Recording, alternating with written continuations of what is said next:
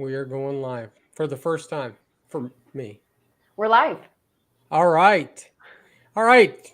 This is great. First time live streaming directly from my channel.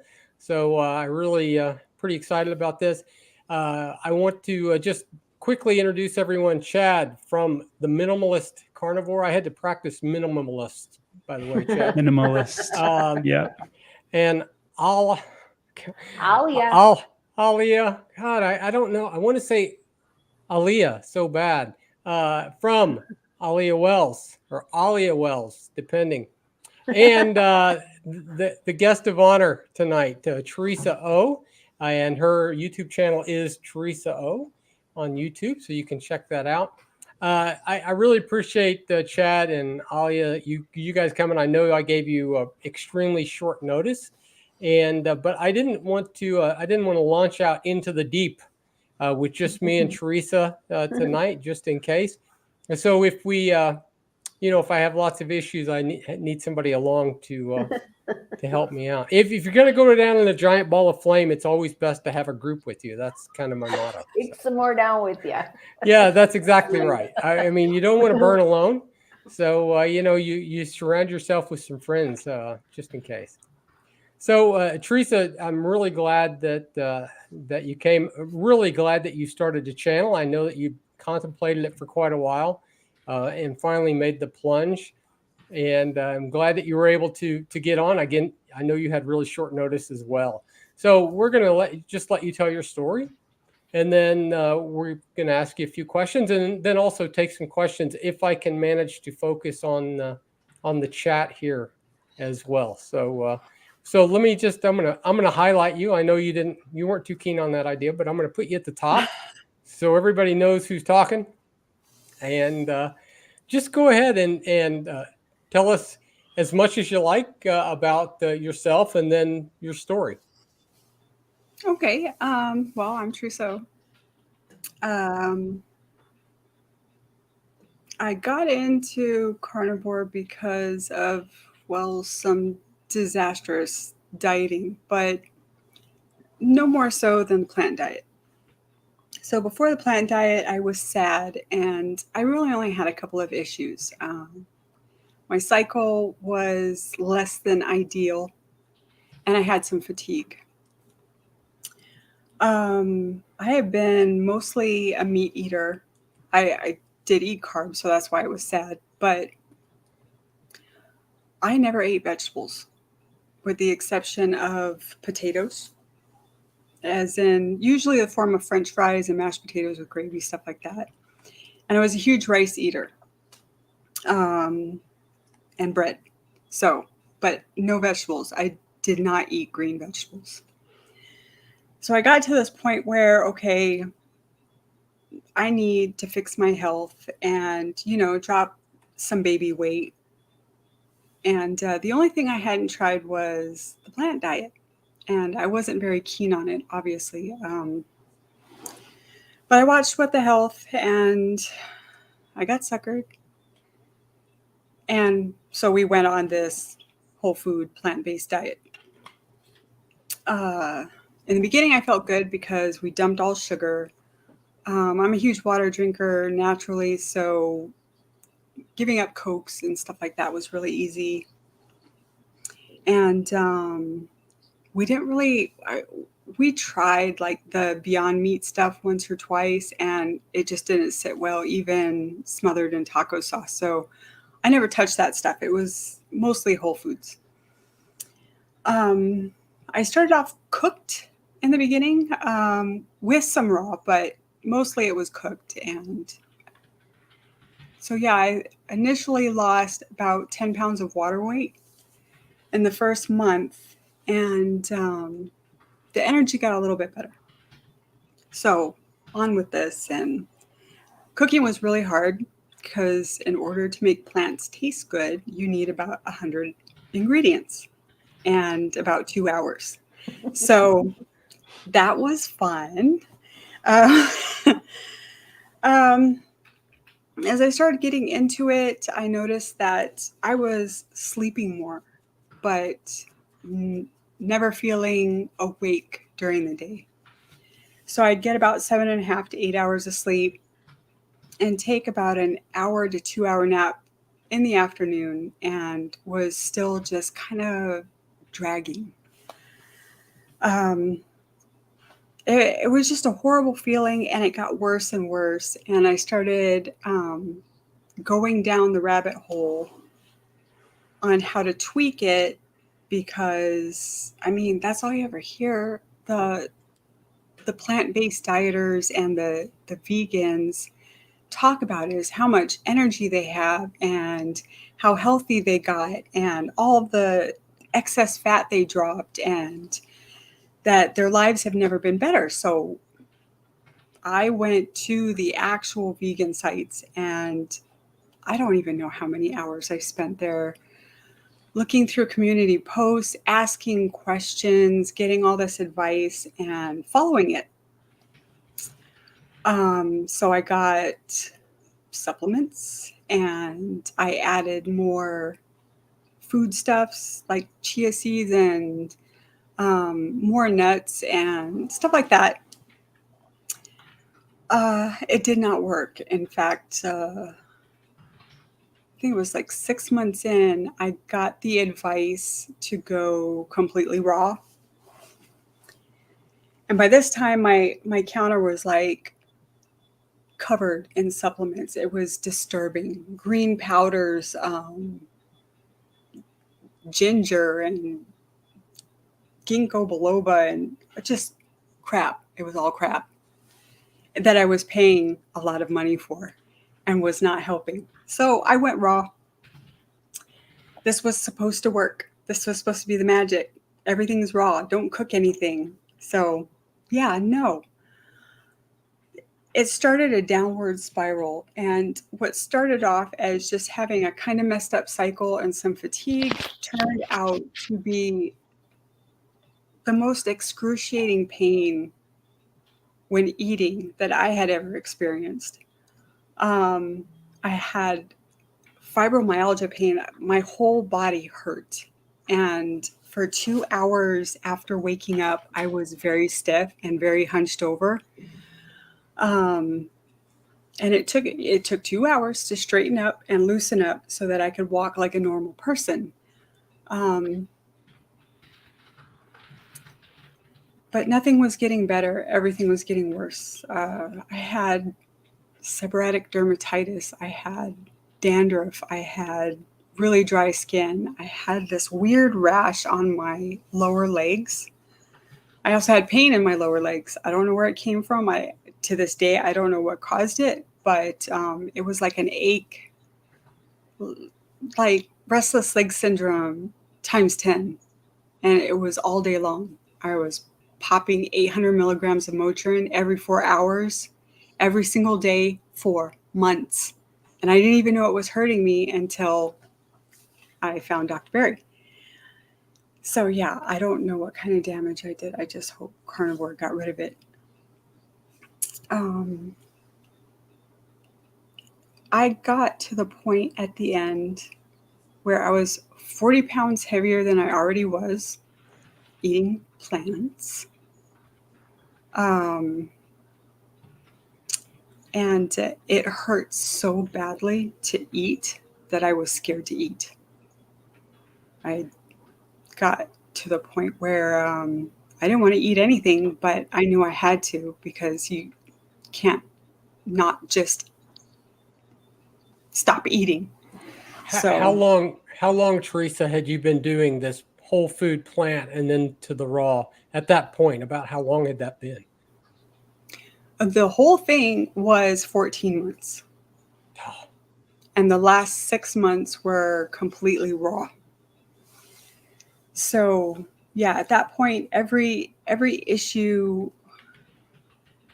the list was horrendous. And the pain in the stomach would start like about 5 minutes after I ate.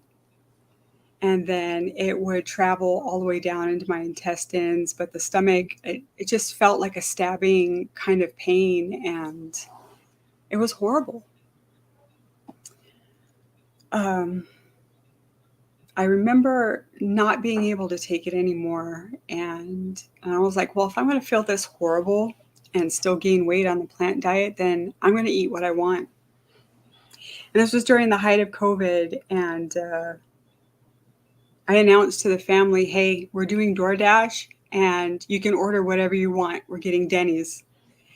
And I ordered a slam burger, which is probably, I think, their biggest burger, with everything on it. Hash browns, egg, bacon, and I think it's a double burger.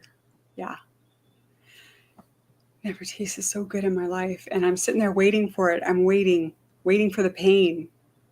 And other than the bloating, probably from the bread and stuff, no stabbing pain. So that was, to this day, I believe, 100% green plants. And yeah, it was shortly after that. I was angry, really angry, and I started going on YouTube to find answers. And I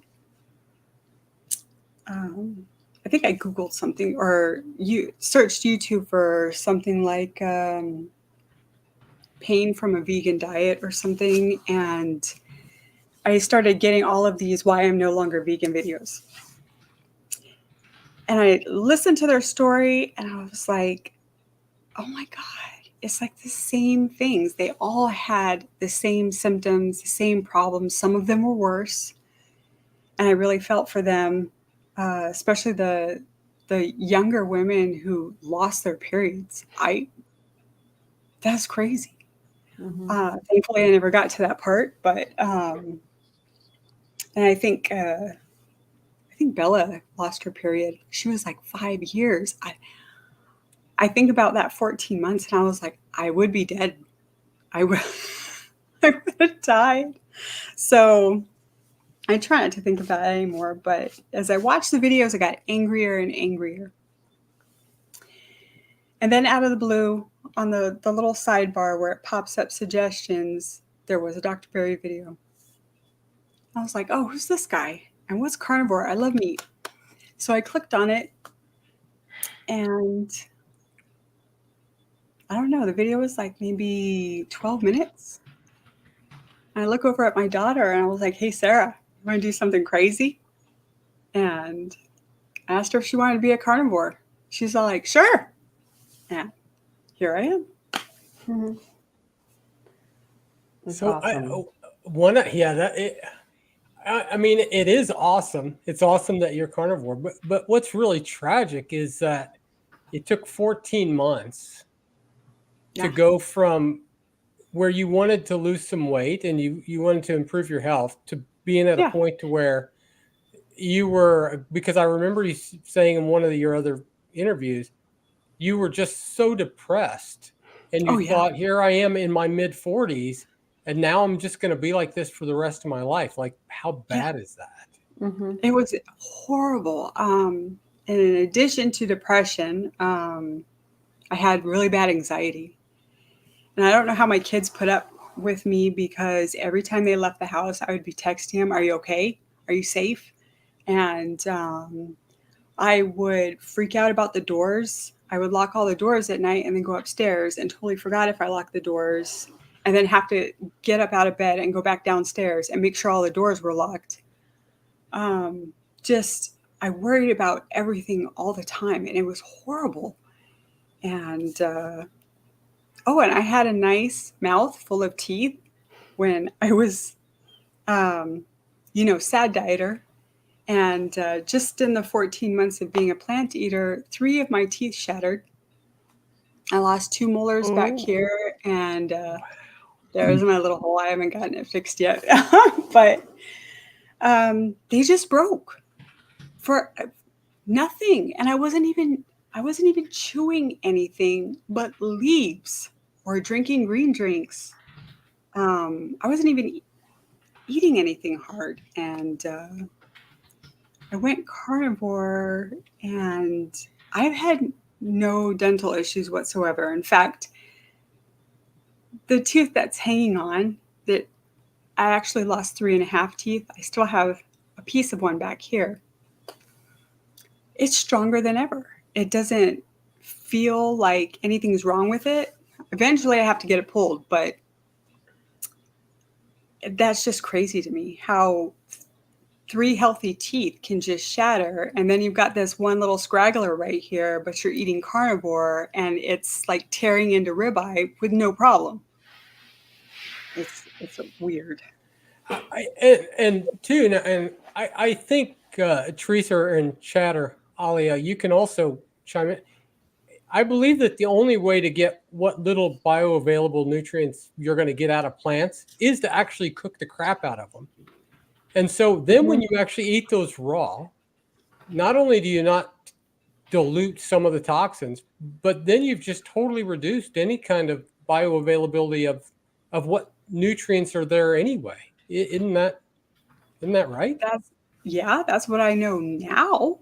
But when you go to these sites and you ask these people, no, raw's the way to go. Raw's the best. That is the most natural way, because you're not supposed to cook them. You're supposed to just pick them and eat them, and that's how you get the most vitamins. And I remember at some point I was like, okay, then why do I have so many pill bottles on my counter?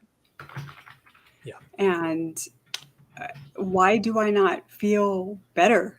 So I started towards the last few months thinking, this is kind of bull crap.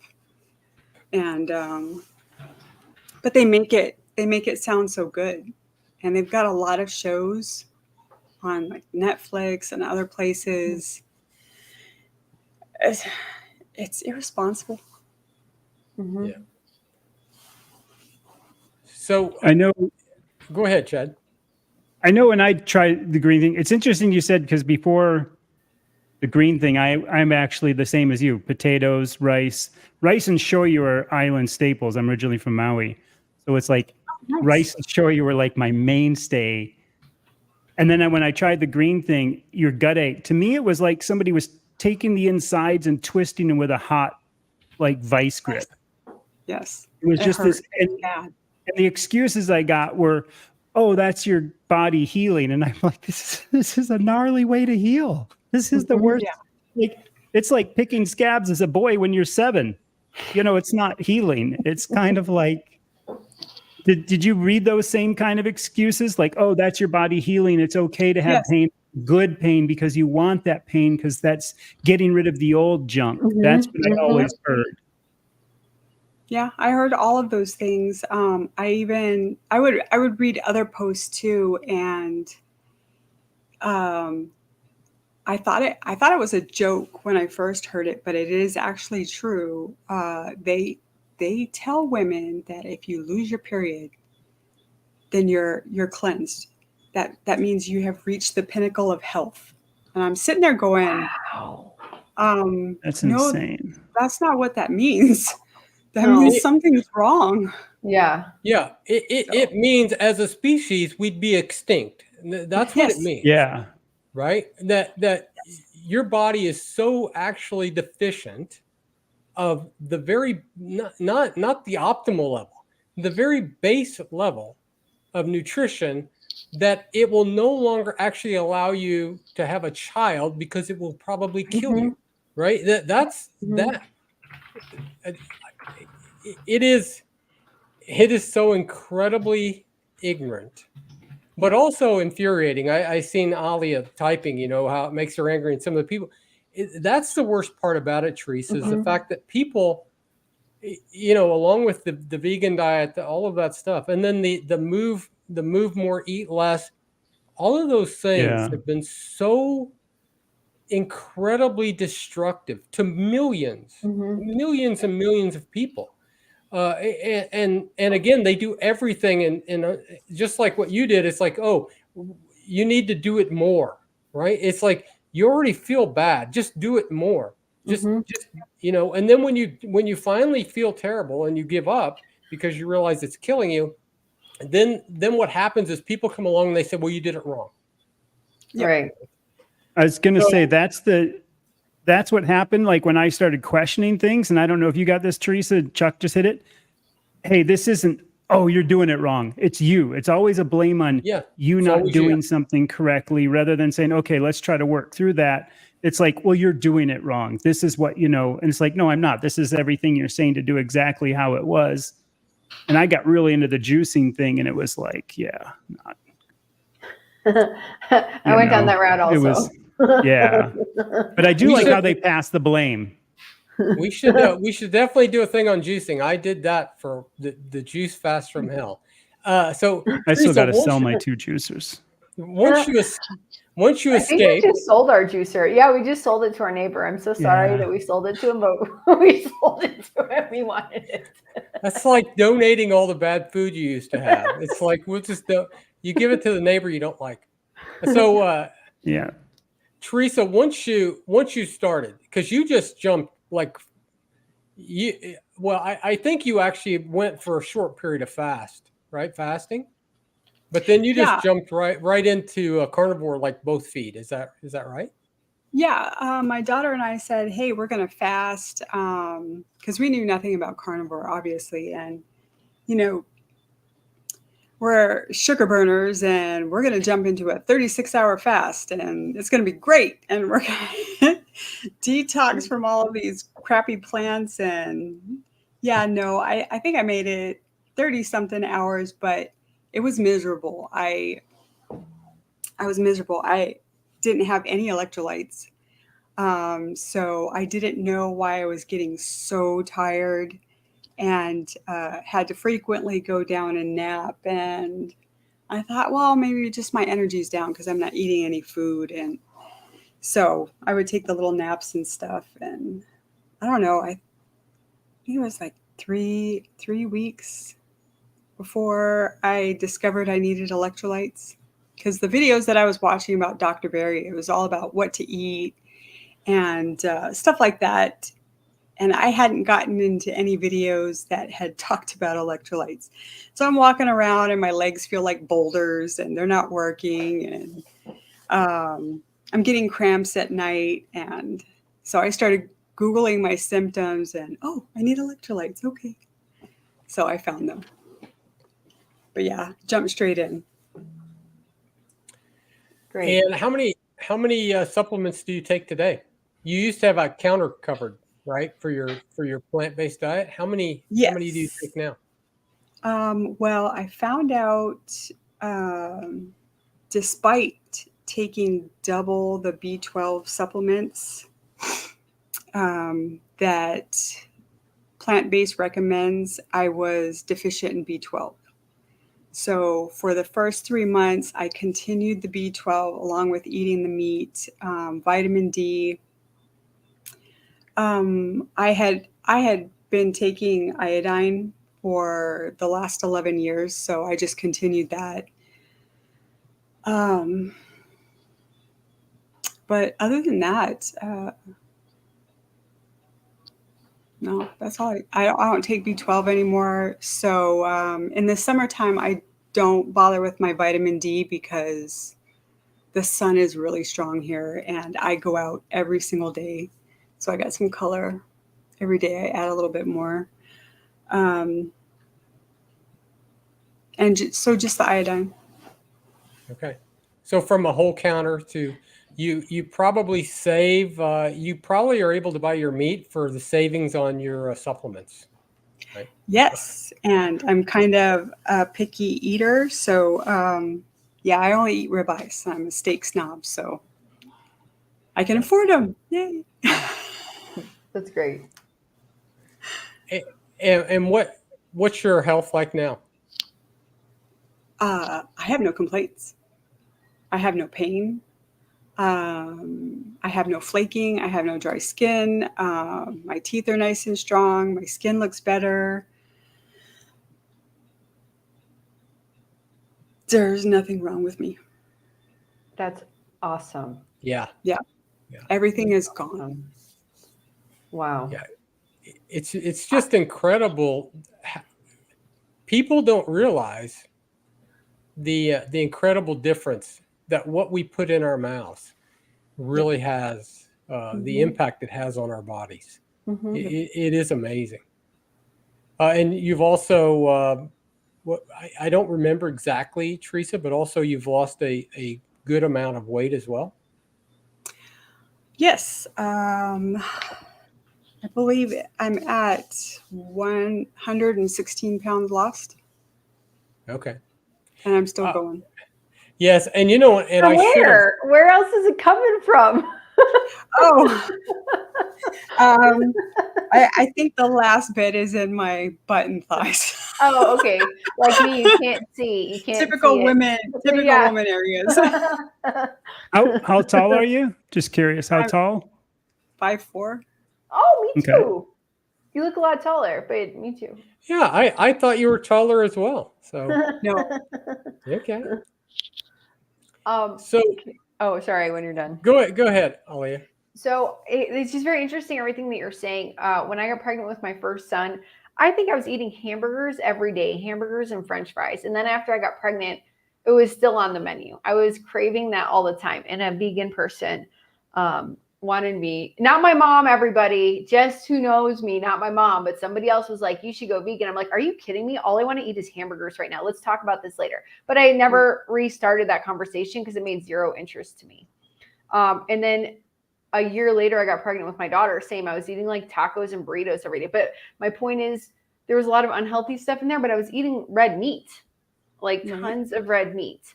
But before both of those pregnancies mixed in with everything else. And I was pregnant like so fast 2 times. Like I never wanted to get pregnant. I met my husband. We wanted to have babies. You know what I mean? And it was like, we tried 1 month later, I was pregnant. We tried again. I think it was like 1.5 cycles I was pregnant. And it's just so interesting to me because losing your period is super unhealthy.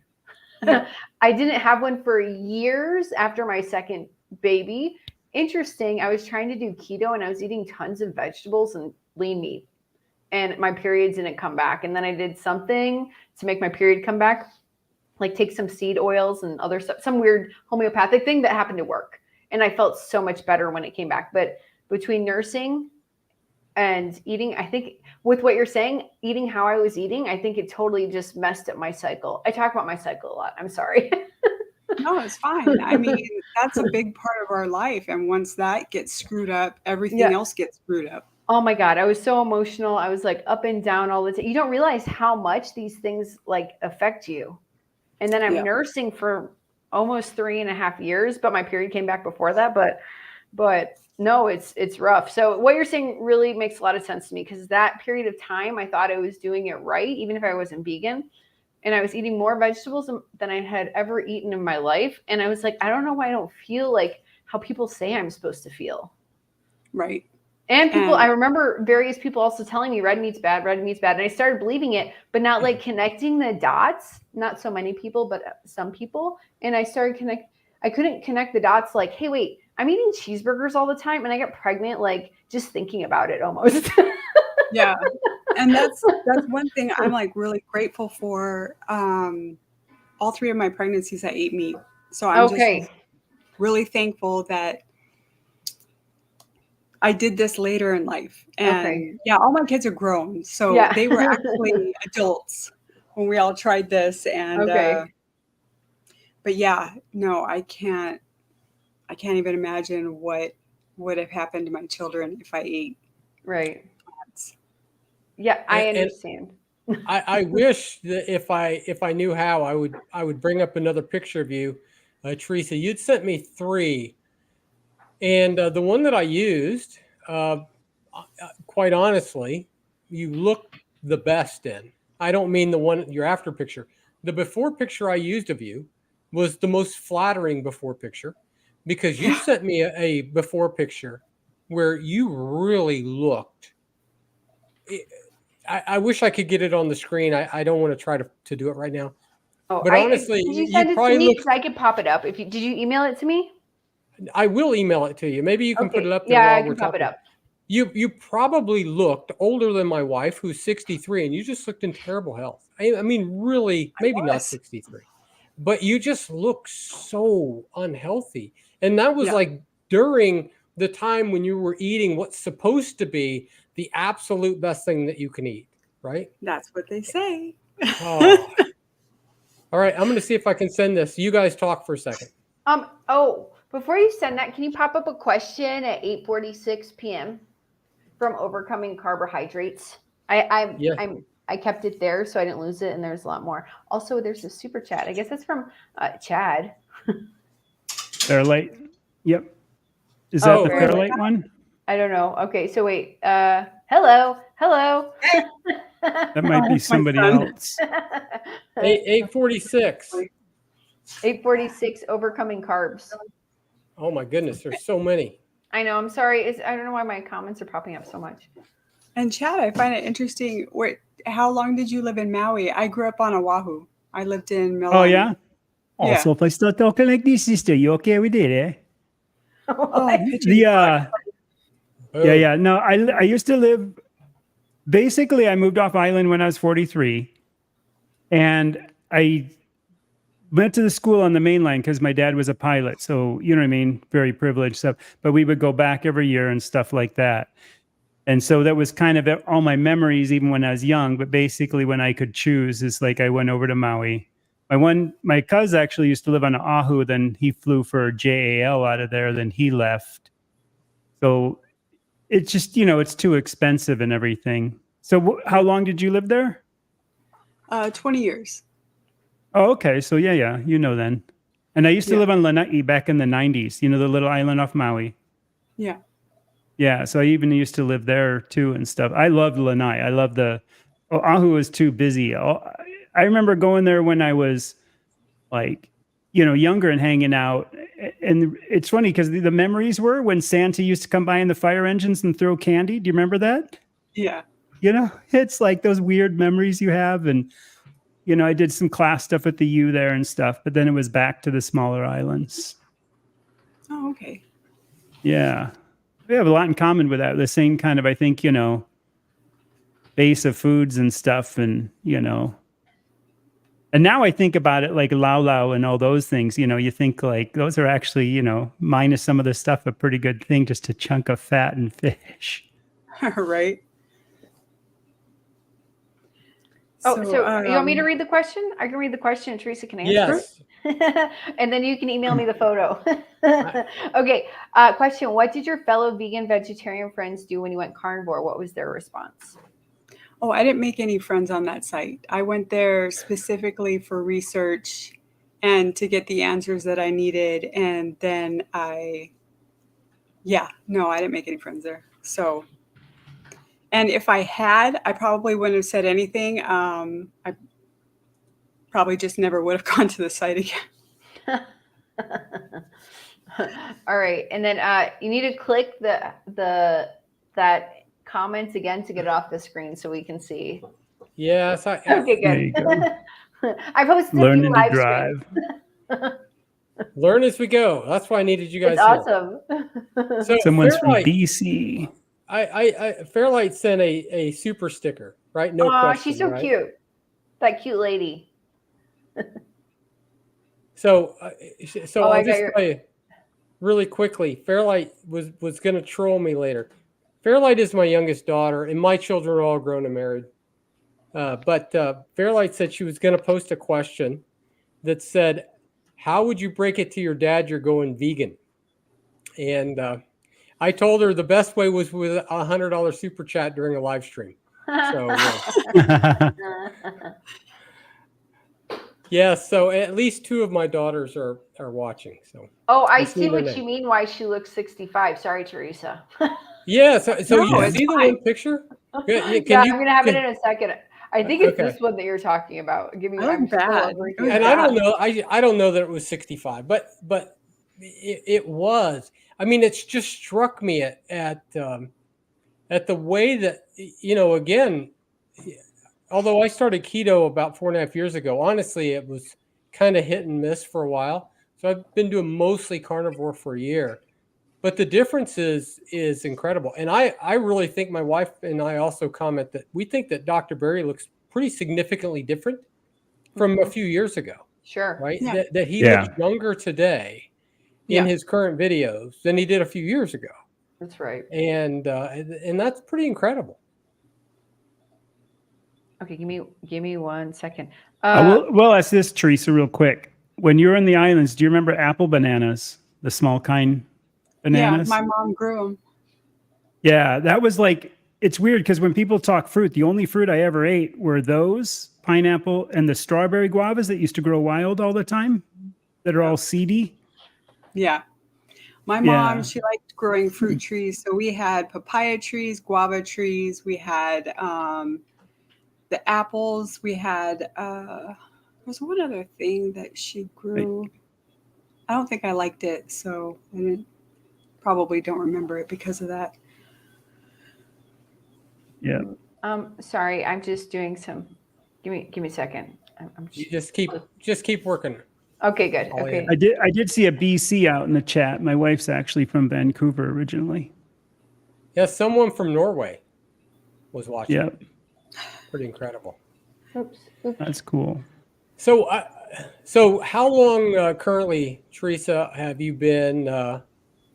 And you're mostly carnivore, but there's been times when you've been extremely strict No, with I'm just all meat. carnivore all the time. Okay, so you do all carnivore, but you've Yeah. become even at some point you even went though like only meat, like no dairy, no bacon. You went beef for a while. Is that right? Yeah, I went lion diet for about 5 months. I think it was about 4 months in. I started noticing some minor issues. They weren't big or anything, but I would get a little bloated and a tiny bit of discomfort, a little bit of stomach cramping. And so I isolated the foods and I figured out it was eggs first. So I cut out eggs for a month and I was a little worried because we had just gotten chickens and they were a few weeks away from laying. And I was like, well, if I can't eat eggs again, what the hell am I going to do with all these eggs? And my kids and stuff would have them, but still, that's a lot of eggs. And I think a couple of weeks later, the feeling came back again. So I isolated the foods and it was bacon. And I was like, okay, I'm starting to get a little bummed because bacon, and really not going to have that much I can eat. And so, yeah, I ended up going lion diet. A month later, I tried putting the eggs back in, but that was still a no-go. So I left those out. And also chicken. Chicken caused the same issues. So yeah, lion diet. And I was just like, I'm just going to stay here. And I think it took like a week or two. And then I didn't even care anymore. I just wanted steak. And I just started, like, one thing after another just started getting better.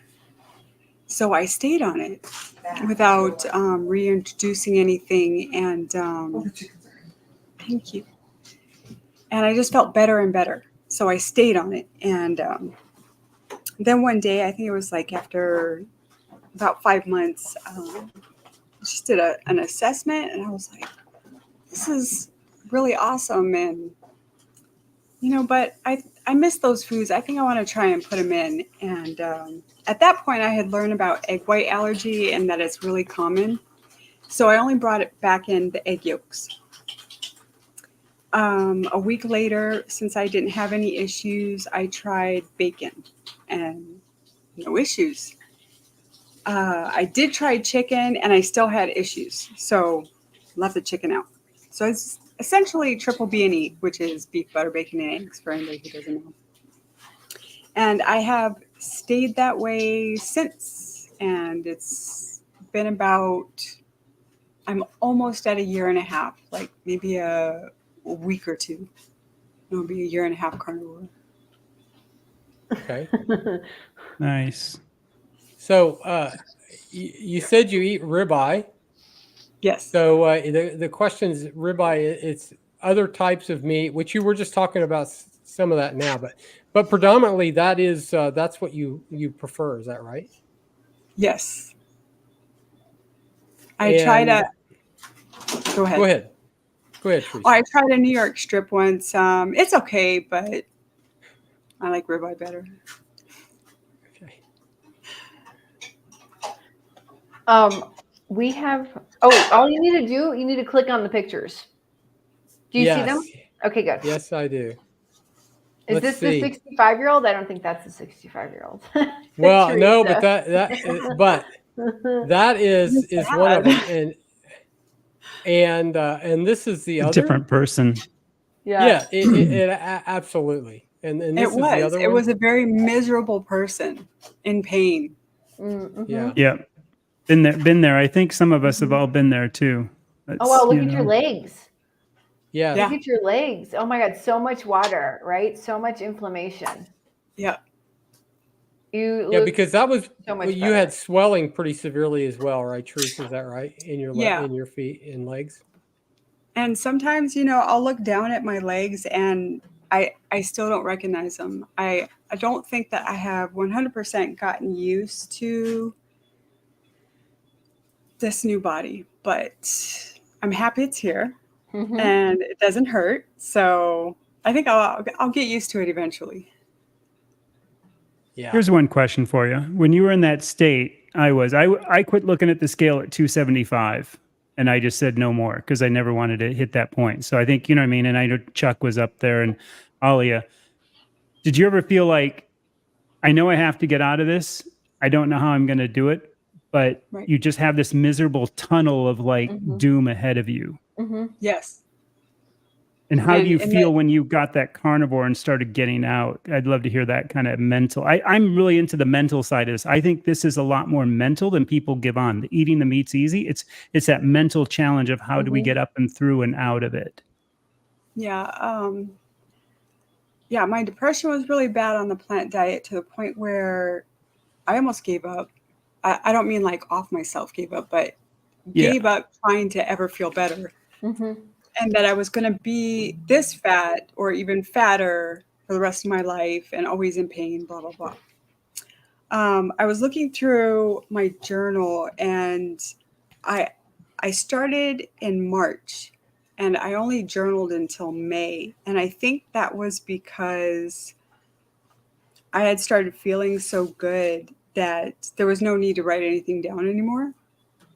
But I saw this one entry and it was on day 12 of Carnivore. And I put down that I smiled today for no reason. Aww. That's and I remember that moment because it came from within and I was sitting here. And I think I was looking outside at nothing in particular. And I just smiled. And it was like an all body smile. And I was just like, holy shit. Because I hadn't felt that good in such a very long time that,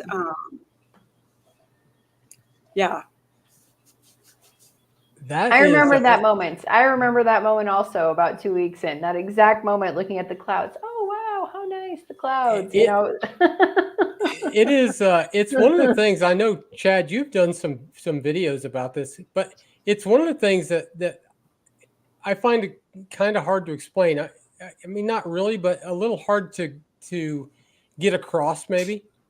Obviously, for all of us, our lives are just radically different, right? I mean, so much different and in the beginning, you almost don't even believe that this could happen, right? You hope maybe something, close, but the mental side of it, not only is my life just radically different, but even the way I look at life, the way that I feel about life, and never that I was thoroughly depressed where I was, ever at the point of, like you said, wanting to off yourself or anything like that. Yeah.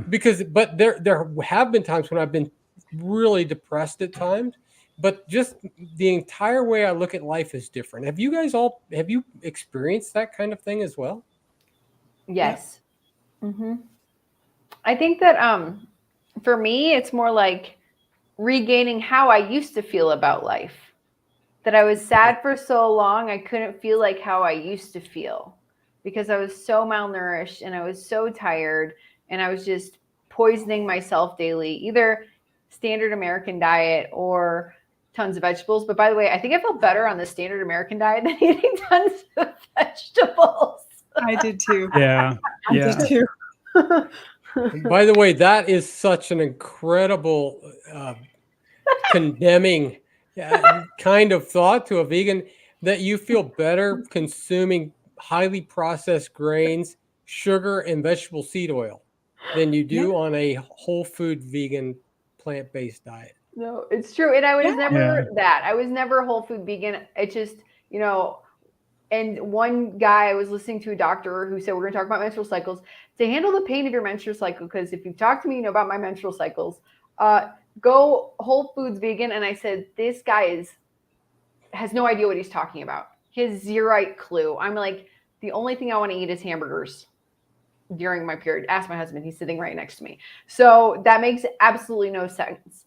But what's funny is that I never clicked that maybe I should just eat meat all the time, not just once a month when I'm craving it. Maybe I should eat this burger stuff, or at least the meat part. But I'm sorry, I went on a roll, but it was more, somebody mentioned something in somebody's interview a couple days ago about your spark is back. And I feel like that totally made sense to me. Like I'm back to my old self. Not that, I don't know how to explain it like that, but there was years I was just like watching TV and just, working and then watching more TV and like an empty shell. Yeah. Or not maybe a full shell full of carbs and pain. Yeah, that makes sense. But it's because you don't have a lot of hope that life is really all that great.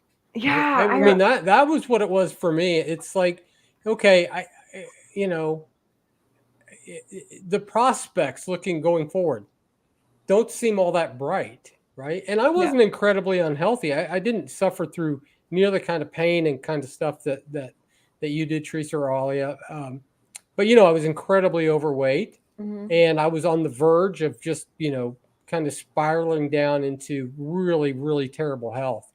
But it just sucks the life out of you to live there all the time. And when that's gone, it's like it really is incredible. So yeah, absolutely. Like, I'm sorry, I'm not trying to take this over, but I started this to lose weight, and I had IBS, but more the reason was to lose weight or whatever. I was never diagnosed with IBS, but years of diarrhea, and that just went away within days. And maybe it took like a while to get my digestion in order, but the problems with the bloating and the pooping and the gas or whatever, the indigestion, that was gone. It was like moments almost. Like, I can't believe that happens. And now the weight, it's coming, it's going.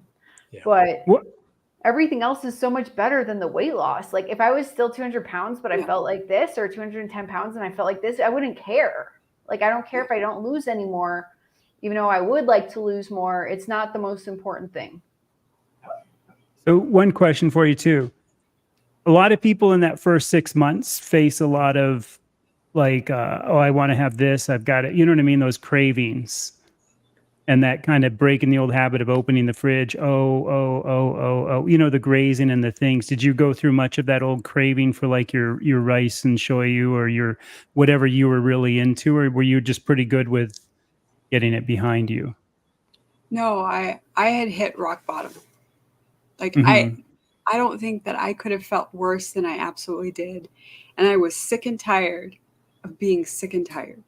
Yeah. So I might have had like a craving here and there for the first 2 weeks. I remember it wasn't bad, and I was lucky in that, but I was so focused on just feeling good that, it wasn't worth a donut or a cupcake or a Coke or anything like that. I was done. And so I was like, no, I'm going to do exactly what Dr. Berry says. I'm going to eat when I'm hungry, and I'm going to eat until I'm full. And it's going to be lots of fatty meat.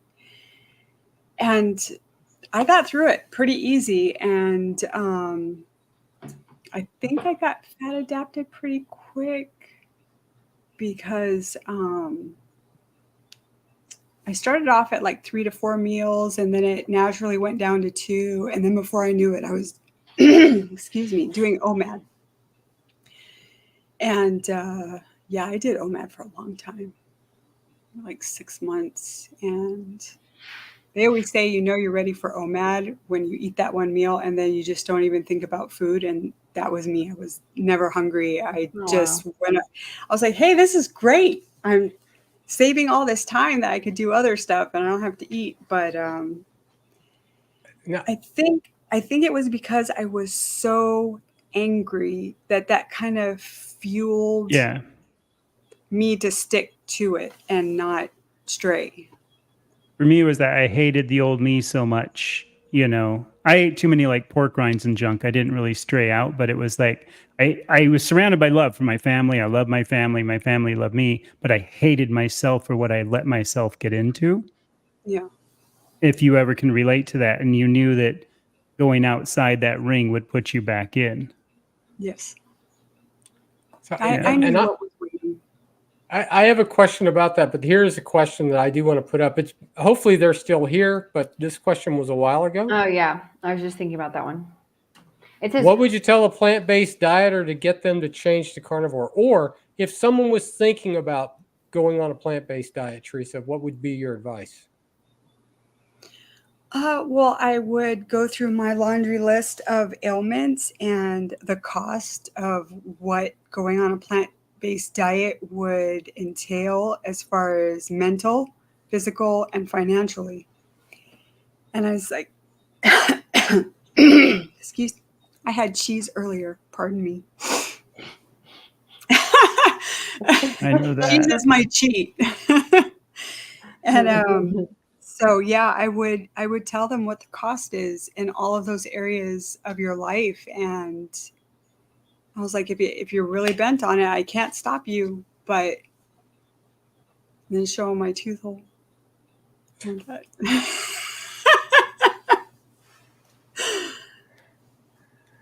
But yeah, I mean, that's all you can do. You can talk until you're blue in the face, and you can tell somebody, oh my God, that's just the most horrible thing that you could do to your body, and you'll regret it. And if they're set on doing it, there's nothing you can do to change their mind. Yeah. Nothing.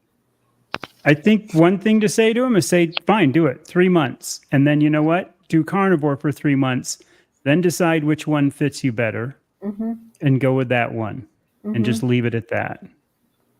But put that on them, because then they kind of go, well, you know what I mean? They can't unbalance those two. You have to be fair to yourself to test both.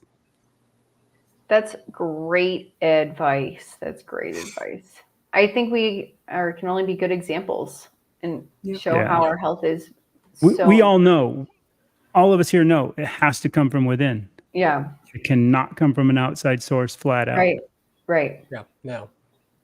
And I think that's the, at least for me, my goal is to let people know that there's another option, but at least they then get to choose, right? And that's it. We're adults. We get to choose.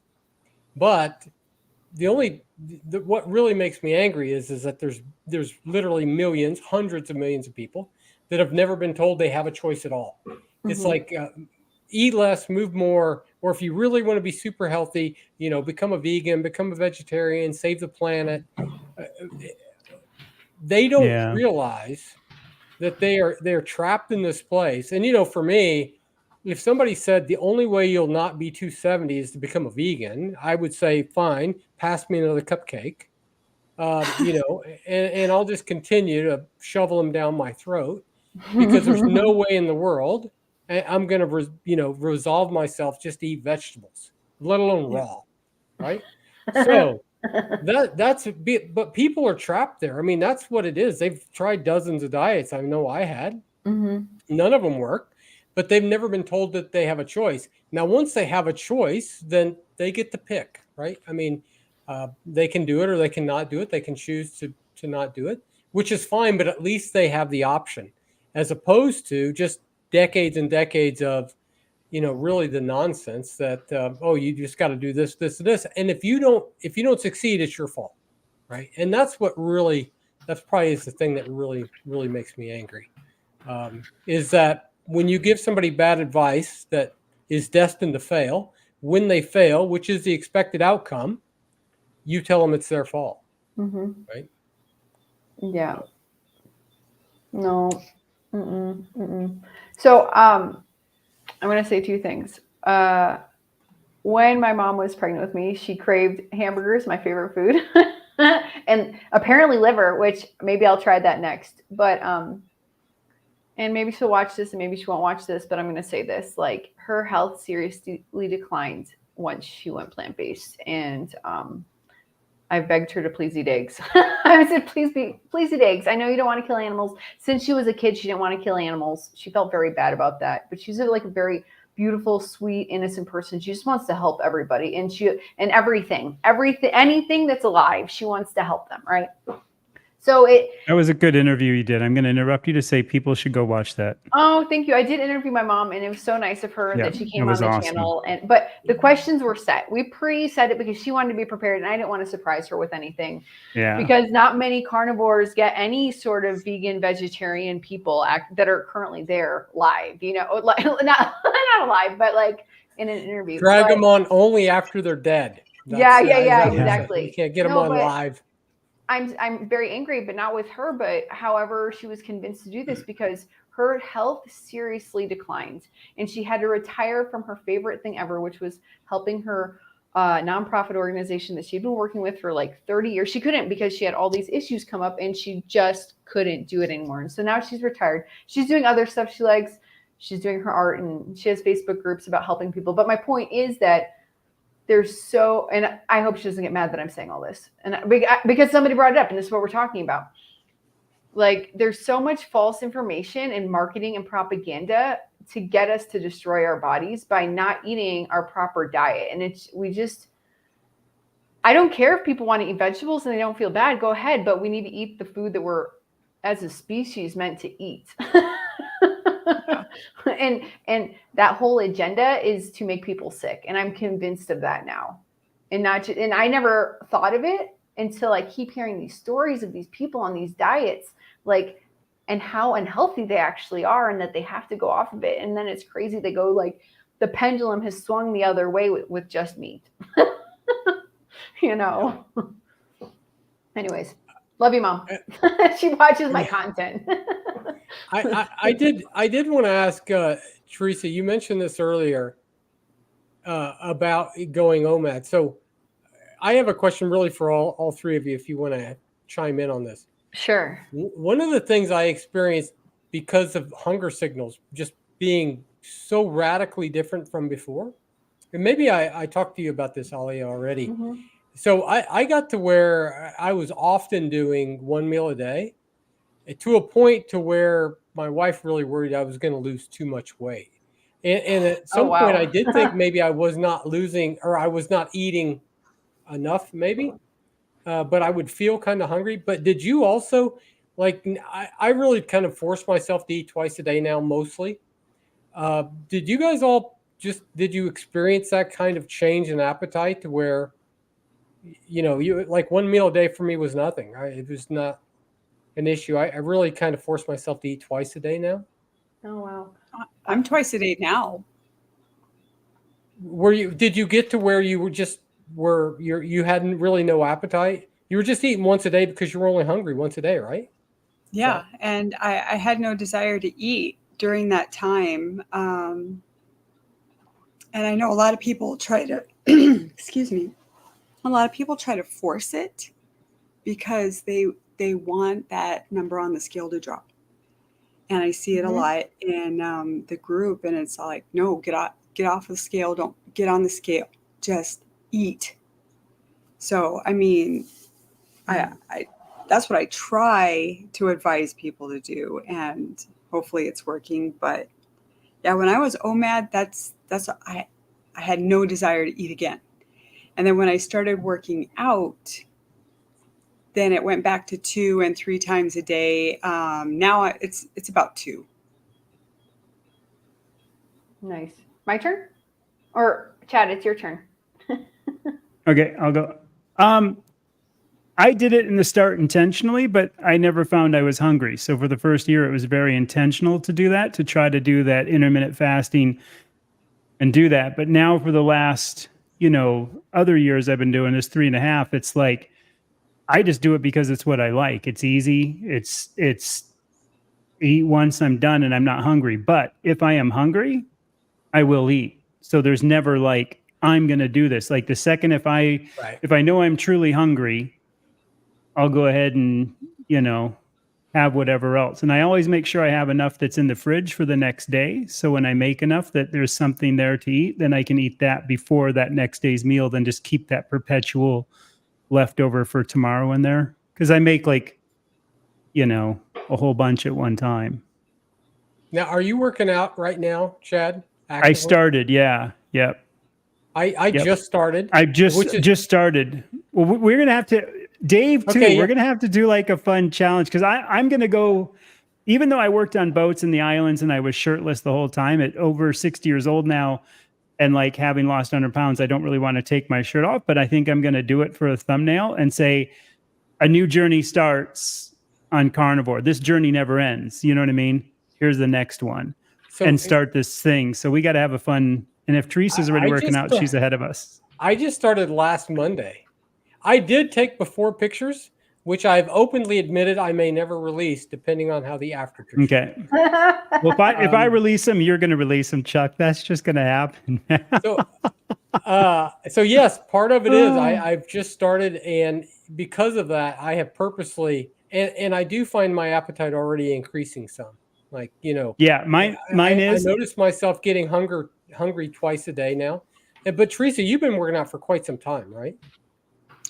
Yeah, I started because I dropped 100 pounds at 10 months and I waited a month. So it was 11 months in and I started CrossFit. And that was kind of fun. And that was kind of fun. I only did it 2 times a week because I hadn't worked out in a very, very long time and I didn't want to hurt myself or overdo it. And and then I think it was a couple months later, I started adding in 3 days of weight training. And right now, because I put on quite a bit of muscle. There was about 2 or 3 months where I didn't drop any weight, but my clothes were getting smaller. And of course, you see the muscles poking out and stuff, and you're just like, "Ooh, look at that!" And but right now, because I'm going through the Primal Health certification course, it has a different idea of movement and training.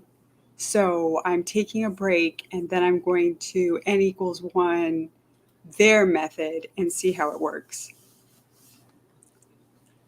Yes. Here's a question real quick. Oh, go ahead. You go, Chad. Recovery. Everybody on Carnivore tends to go, oh my gosh, I can work out and I can recover insanely well. And I'm not, you might get like physically a little bit, but you're not really like sore and burnt out in the recovery. You find that from working out? Yeah. I was recovering super fast.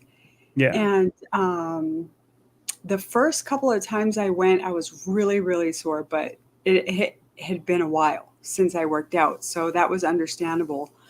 But as I got into it, yeah, I was recovering super fast. And what I really enjoyed is that I could do this on Carnivore without any carbs.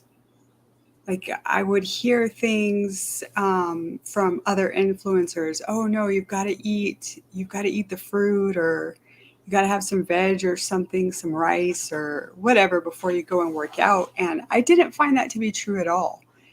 And I read The Salt Fix by Dr. D'Antonio, and you really do only need salt.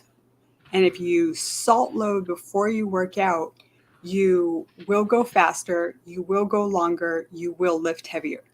And it's absolutely true. And because I had tried it, and it's amazing. Now, Alia, Yeah, you can tell us in a moment when you're starting your workout and taking I'm before and not. after I pictures. just go to the pool. Maybe I have a trampoline on my porch, and I'm thinking of doing that again. There you go. I got discouraged from the trampoline years ago when I was jumping on it, and then I just did something funny, and then my back was screwed. And sometimes I would go like this in the shower, and my neck was screwed. And I think that now I could probably start that stuff again. Maybe. I hope. I hope. So Chad mentioned this to me in an email. We kind of touched on it before we went live. So I want to touch this. I want to get to this before we get done here because we're a little over an hour. Okay. Not that I'm in a hurry, but so Chad, you mentioned this. So I'll let you bring the topic up about loose skin. About the skin? Yeah. Yeah. I get a lot of comments about loose skin and worries. And I think most of us are going to feel the same way, but that is something that comes up. People either get worried or they ask, is there something I can do to avoid it? So I guess just go around the clock and give your thoughts on that. You're at the top. So Teresa can go. You're the guest. You're the guest of honor, so you get to go first. Everybody's here to see you. It's true. I have a little bit.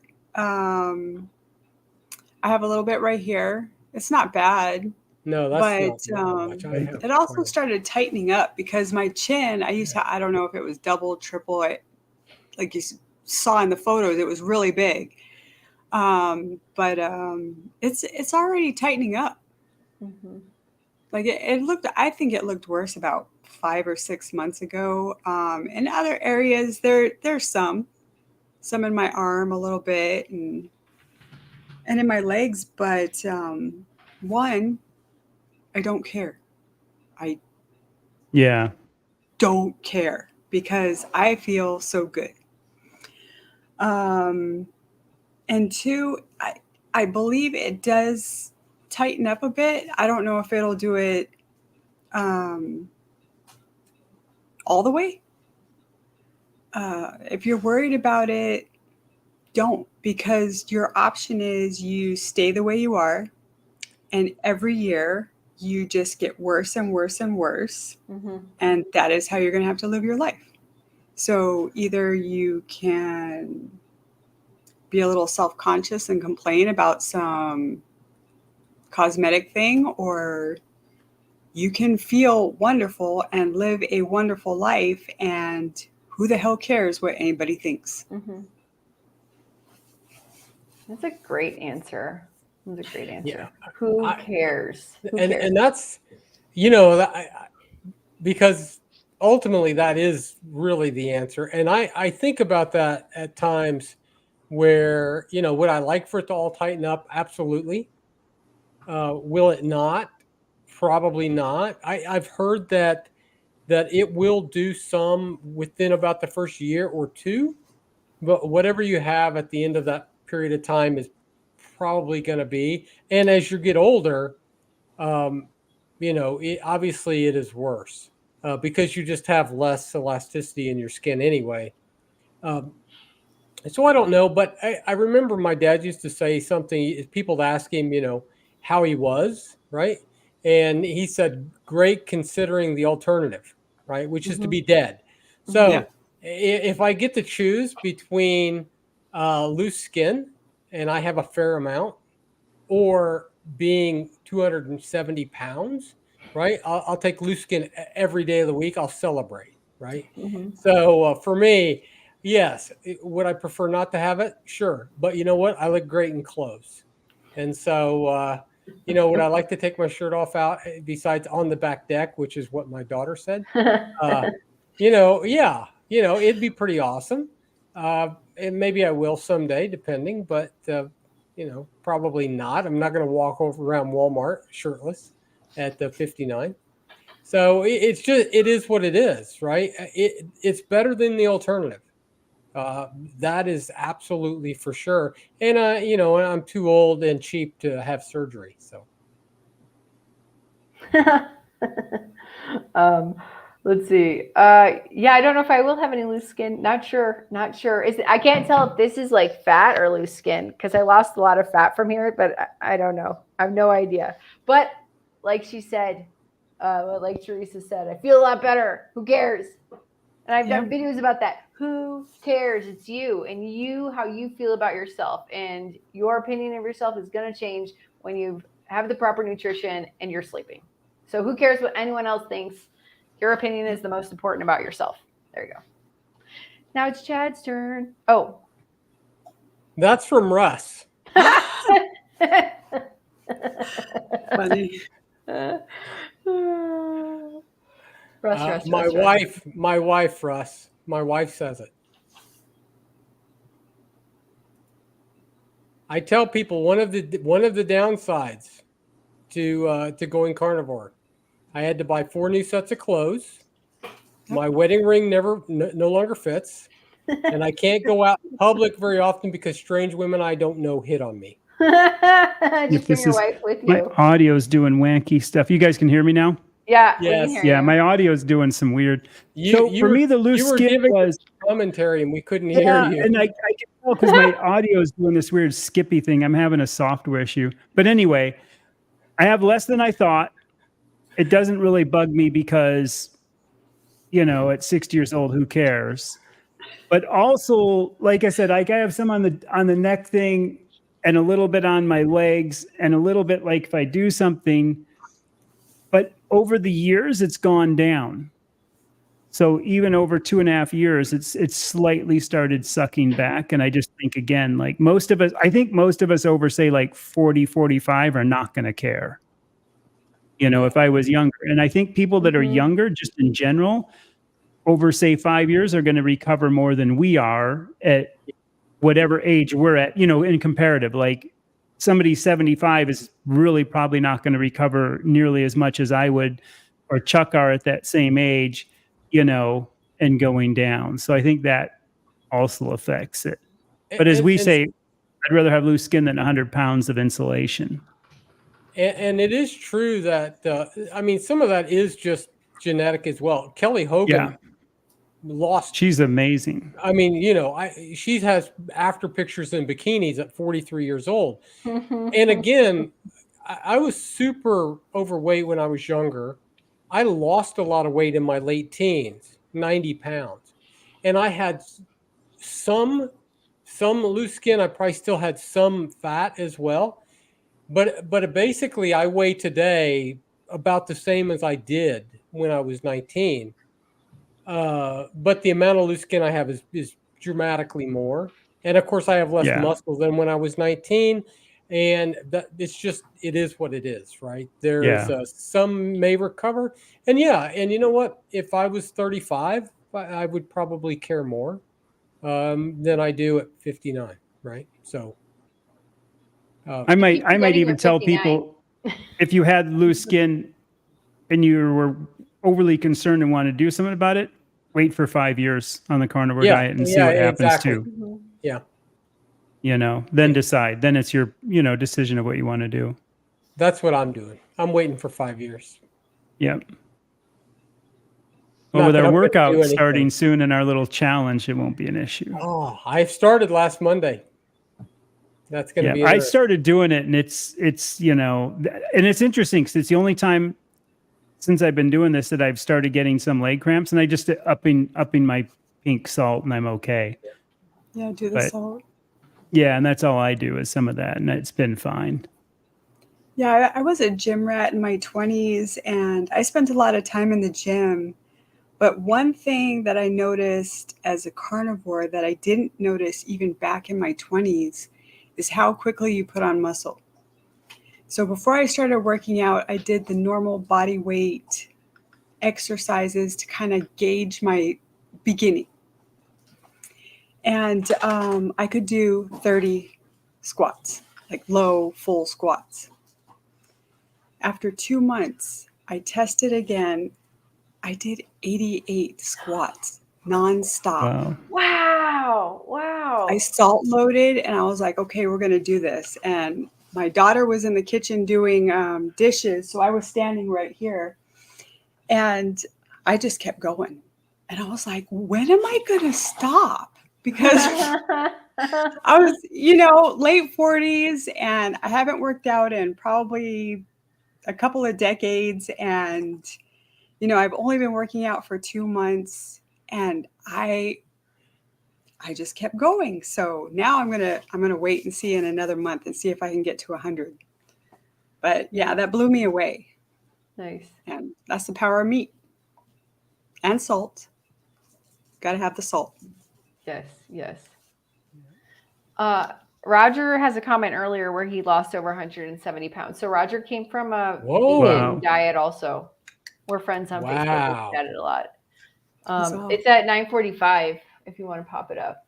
And he's only been on carnivore for 6 months, but he was on keto before then. So I have a way to end this. I mean, we don't have to end it, but I have something I want to say when this is not covering my face. Yes. Actually, there is a way to, hey, isn't there a way to get the cameras to shift up from that? I think that you need to switch it. You have like some settings to switch it. Let's see. Okay. About right. Below. Go ahead. Okay, so look, I have 2 small kids, and my husband reminds me of this constantly. And when we even joked about it with them, they're 5 and 7 at dinner tonight. When you want somebody to do something that they don't want to do, you tell them to do the opposite. And this always works with my daughter when she's tired and upset and I have to feed her. So I have to make food and then tell her she can't have any.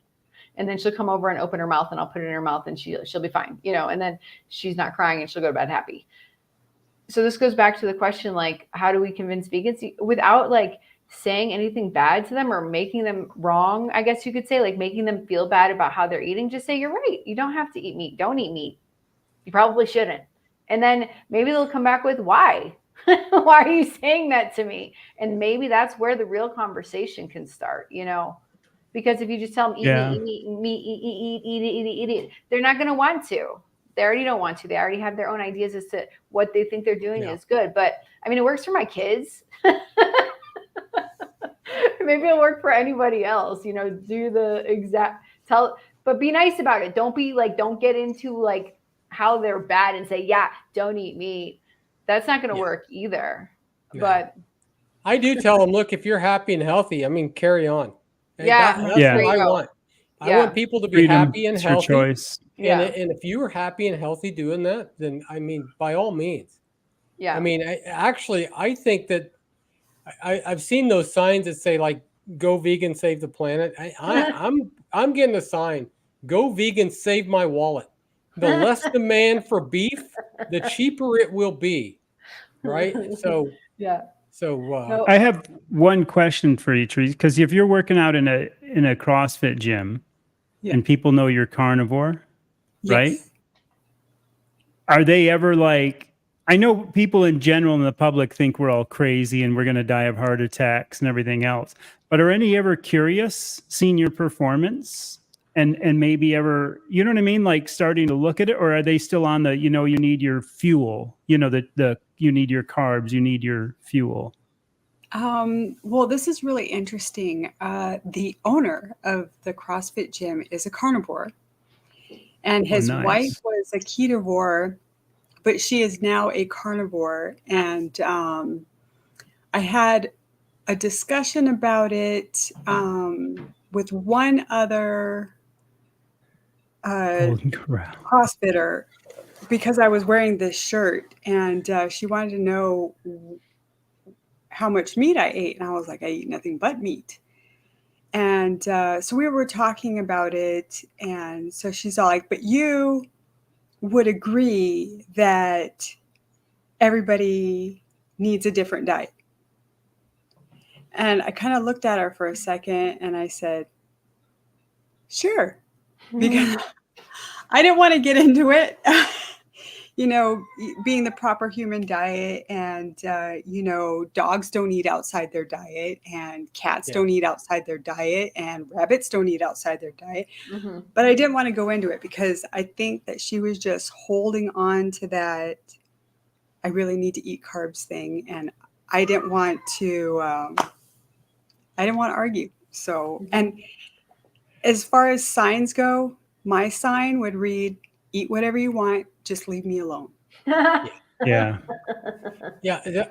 We are all different slightly, but we are all mostly the same, which is why Dr. Berry's approach to like the proper human diet, it really is so good. Look, there are some people, young, healthy people particularly, you want to eat 50 grams of carbs a day and those plants don't bother you. Okay, well fine.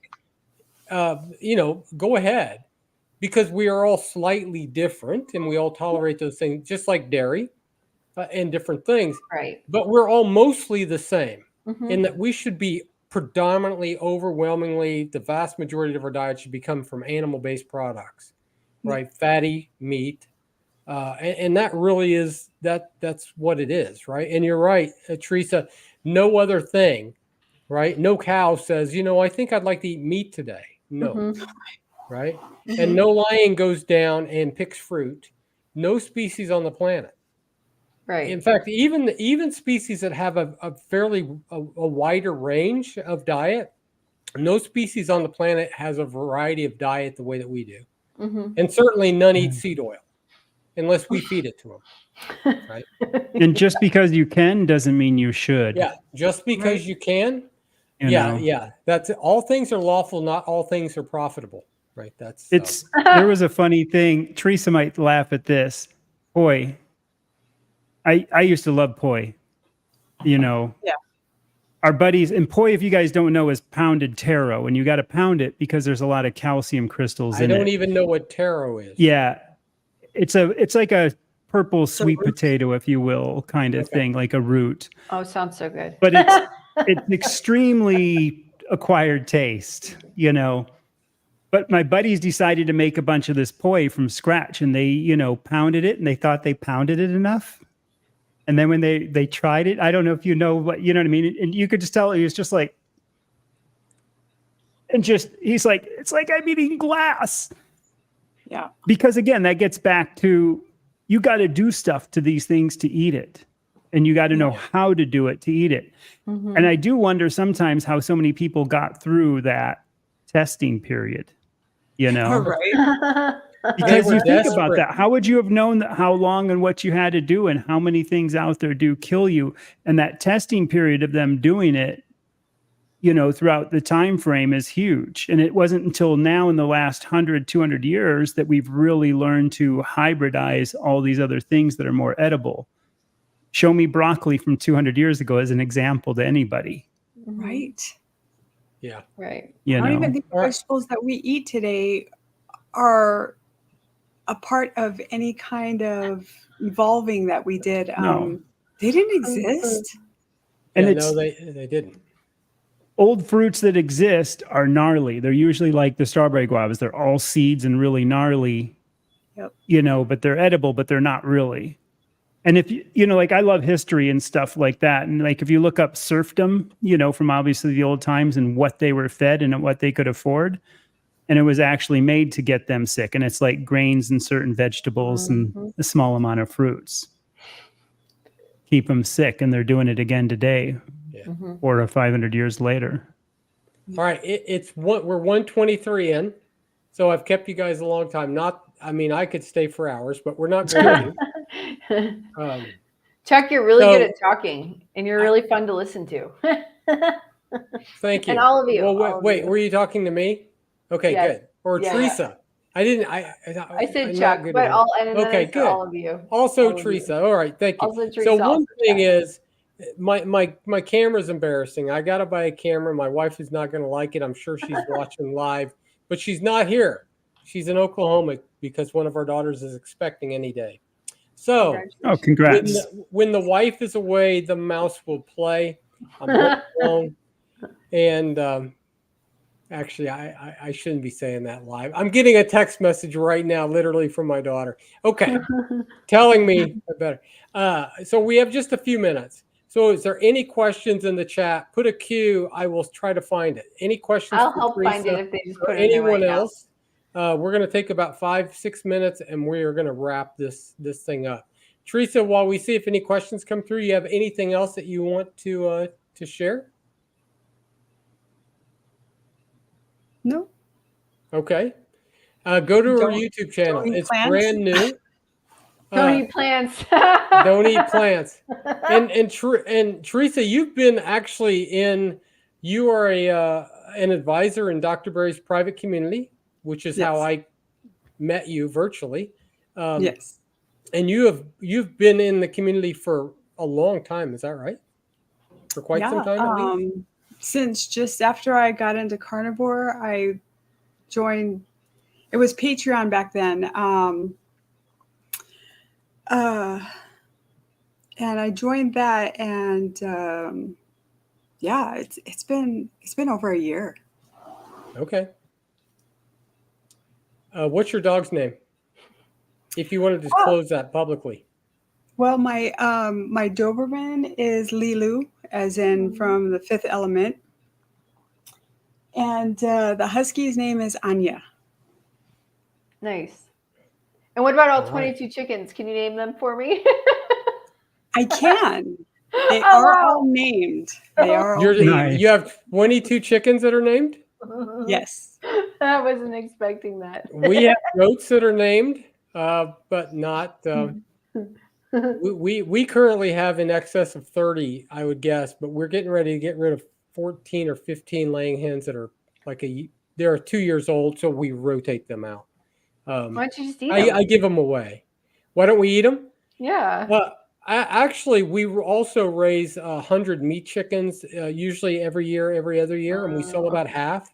So I actually will have more chicken than I care to eat, really. No, I have a friend of mine, and we will give him our 2-year-old laying hens. They will still be laying. It's just they don't lay nearly as frequently. And so we just give them to him. He'll share them with people from church, or he'll keep a handful of them, and or whatever, or maybe he'll eat them. I don't know. But we buy new ones we try to do it every year and kind of keep fresh hens on the farm. So, although we're going to try to start breeding them, not that anybody watching this live stream cares at all about my chickens. They want to know Teresa's chickens' names, maybe, but they don't care about my laying hens. Well, I have 5 babies that I'll share their names because it was really cute how we got them. We have a sapphire gem. She will lay blue eggs. Wow. And when she was a little chick, she would make this cute kind of little purring sound. So my husband named her Stevie Nicks because she had a wonderful little voice. And then we had another chicken that has feathers, like extra feathers on her head. Not a Polish hen, but just on the top. So I named her Endora from Bewitched because it looked almost exactly like her hair. And then, so I stuck with the witch theme for the other 3 because there was a white one, a black one, and a redhead. So that would be Winnie, Sarah, and Mary from Hocus Pocus. I love that. Yeah, they're really cute. All right, Chad, Alia, any other questions for Teresa? Nope, we're good. Yeah, I'm good. Thanks, Chad. He answered, nope, we're good. Nope, we're good. We're good. I'm good. All right. We're good, I think. So listen, real quick, we will absolutely, we'll have to do this again sometime. Teresa, I really wish that this would have streamed to your channel as well. But if you want a copy of this to post to your channel, I will happily give you one. So just let me know. Thanks. And you can put that up. And Chad, I will contact you soon about what kind of workout you're doing, because and I really do want to do the Carnivore Q&A with Bing AI. Yeah. Live. We have to do that. Yeah. I want to do that also. Can I be there? Yes, because it will be. And when I asked Chad about doing that, he said that sounds fun and scary. Yep. It's like- scary. Look, somebody Yeah. Google, somebody AI'd one of my videos what it thought about it, and I was very sad afterwards. So don't do that. And it Well. was like one of my best videos. Well, that's Don't listen to That's- these AI. yeah. Anyway, listen, Teresa, I really appreciate it very much. And Chad Awesome. and Alia, Thank you. again, I really appreciate you coming on such late notice. Thanks, guys, who hung around. It looks like we've had a fair number of people here Yeah, most it's of the been evening. great. So Thank you. go over to, if you're still here, we appreciate you greatly. Go to Teresa's channel and subscribe, or Chad's or Alia's if you're not, or certainly mine. If you're not subscribed, you can go Yeah. do that as well. All right. Well, thank you guys very much. I appreciate it. You guys have a great evening. Yeah. We hope. Yeah. Bye. Hasta luego. Bye. Yeah.